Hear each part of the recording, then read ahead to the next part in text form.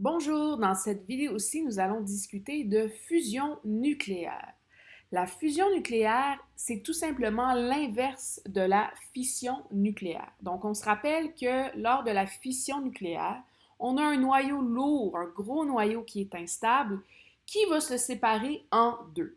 La fusion nucléaire, c'est le contraire. On a des noyaux légers qui vont s'unir ensemble, qui vont se coller ensemble pour former un noyau un petit peu plus gros, un petit peu plus lourd, qui va être plus stable.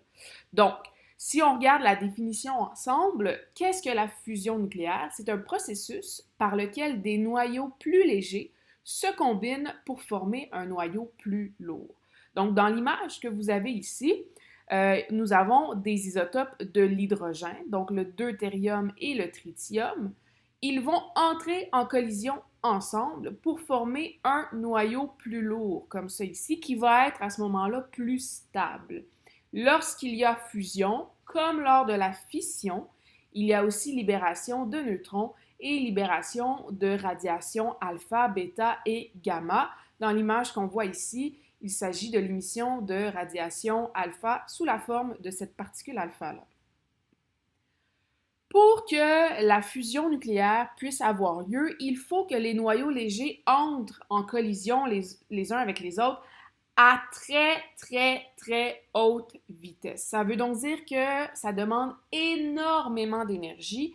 Pour vous donner une petite idée, pour qu'on soit capable de faire de la fusion nucléaire, il faudrait que les noyaux légers que l'on souhaite faire entrer en collision ensemble, ça soit dans un réservoir qui serait à une température de millions de degrés Celsius.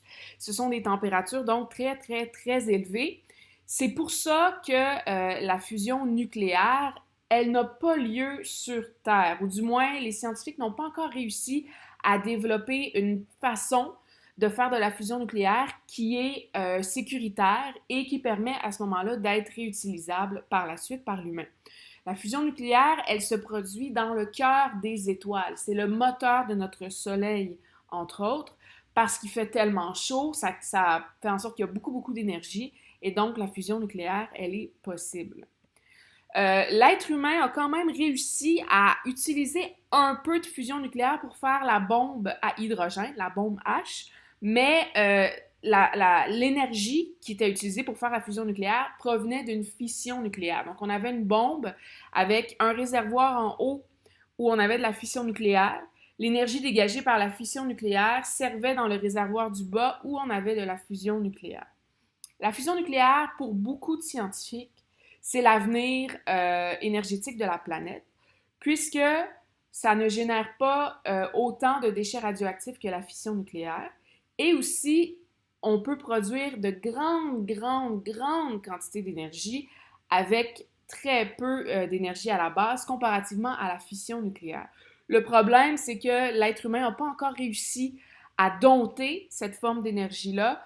Comme je l'ai mentionné tantôt, ça demande beaucoup, il faut monter la température à des millions de degrés Celsius pour que ça puisse se produire. Et donc, l'être humain n'a pas trouvé une façon sécuritaire pour l'instant de faire la fusion nucléaire sur Terre, mais c'est un domaine de recherche très prometteur et plusieurs pensent que d'ici quelques années, quelques dizaines d'années, on va avoir arrivé, à dompter la fusion nucléaire.